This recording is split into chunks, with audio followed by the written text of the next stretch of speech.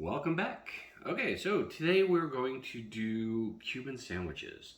This is inspired in part because I found some keto wheat baking flour on Amazon. This is supposed to be a 1-to-1 flour substitute. So any flour recipe or any recipe that you have that requires flour, you're supposed to be able to replace the flour and use this in a ratio of 1 cup for 1 cup. So that sounds pretty cool. But I'm going to be using the bread recipe that's on the back of this.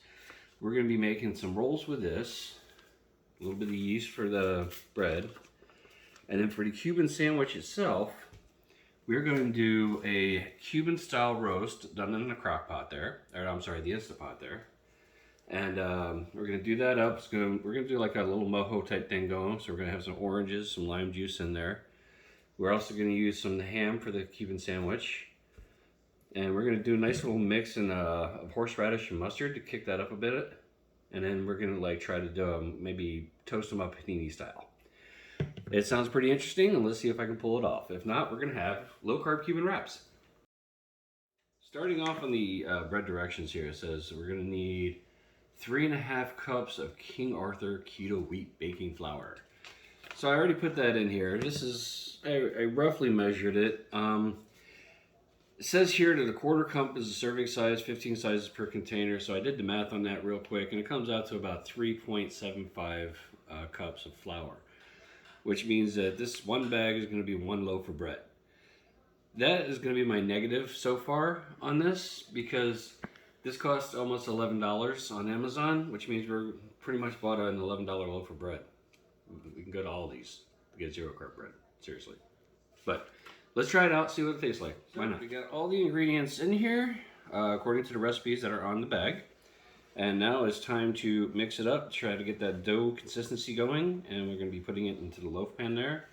And then we got to take a break and rest for about 2 hours. Well, the bread has to rest for 2 hours, which I don't know why. I'm doing all the freaking work.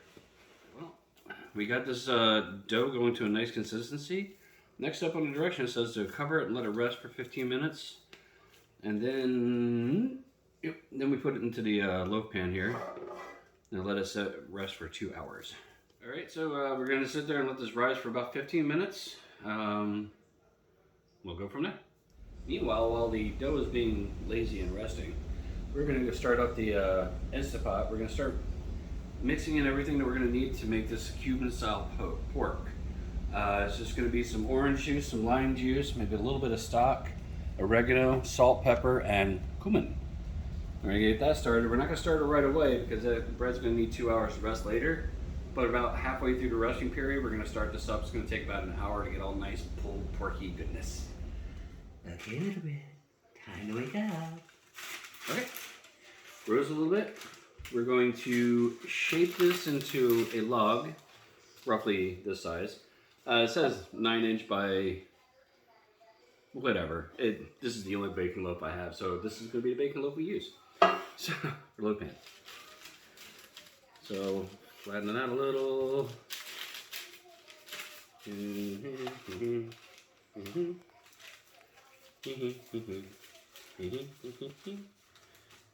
Okay. Now, take this out. Transfer it into our loaf pan. And then we're going to cover this and give it 1.5 to 2 hours to rise. I'm going to give it more like the 2 hours there. Now, in the meantime, while it was resting, we also did the pork here. That's all, folks. Right here into the just freaking goodness. I mean, I wish you could smell through the phone here because this is. Anyways, we're going to be starting at about an hour into the rising time.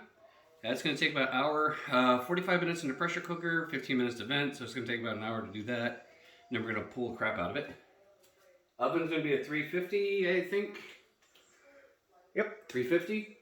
And we're going to put the bread in there, and it's going to bake for about 30 to 35 minutes. So, we're going to take a 2 hour break. I'm probably going to do a little something, and then be right back. 2 hours later, and here we are. Okay, well, the bread looks rested. Not as much as I anticipated it to be, but it did rise a little bit, no problem. Sure. What we're going to do now is we're going to get some melted butter on top. We're going to top it with some oregano to give it a nice little Italian type of flavor. In the meantime, while we were doing the bread, oh my god, look at this porky pig's ass. Awesome. That's gonna taste fine. That's gonna taste really good. Some butter, some oregano. We're gonna pop it in the oven like that. The directions say for 30 to 35 minutes, so we'll check it out then. Pull in and slice in, pull in, pull in. There we go. Oh yeah, look at that. Yeah, baby.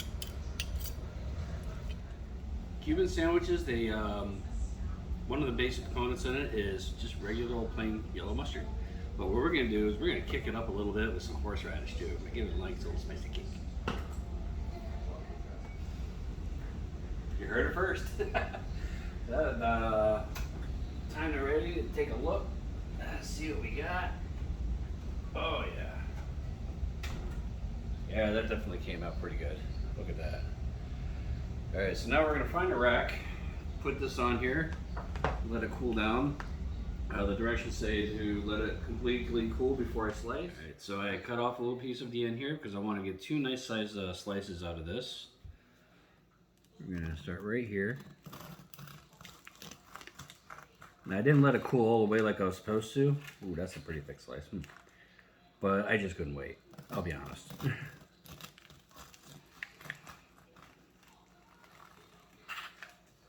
So, results probably vary if I actually let it cool all the way. It's nice and hot, so I'm not gonna worry about doing a panini either. We're gonna do this. Get some of that horseradish mustard that we did. Oh yeah, baby.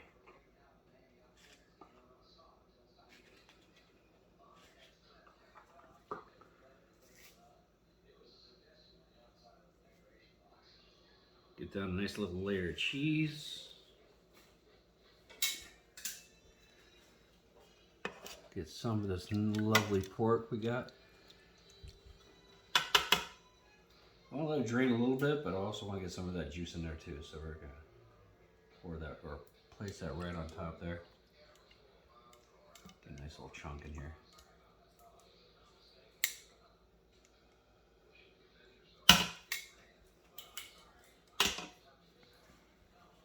Alright. And we're gonna layer off a couple pieces of ham. I got some Cuban ham at the meat market, and as you can see, it has a nice little fatty goodness in there too. Adds to the flavor, and it's cured in a Cuban manner. It's on the package, so just take a look. But it's really nice and tangy. I like it. A couple more slices of cheese on here. Some of the homemade pickles that I made the other day.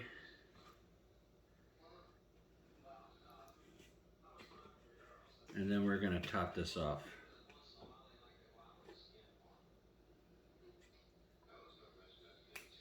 Alright, now if I was doing this with a sub roll, if I was doing it the regular way, I would probably put it in a pan, put some frying pans on, or a couple cast iron pans on top of it for weight, do a panini style. But the bread is still nice and hot. It's melting the cheese perfectly as it is, so I'm just gonna let it go like this. I'll taste test in a second. Now it's time to do a little taste testing. We'll see how it is. I think it's cooled off nicely. Please excuse me for a second while I unhinge my jaw.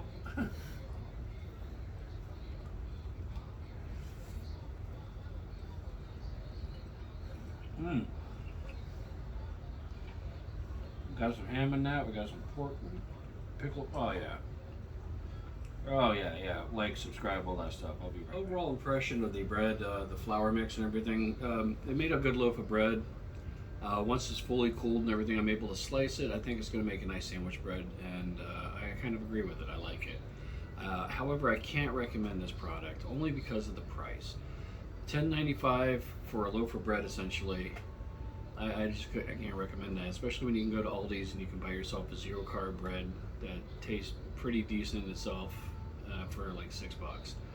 So as a bread, I can't really recommend it, but other flour recipes that you can use it for, like pizza dough and pastries and stuff like that, I'm still going to try it out maybe sometime.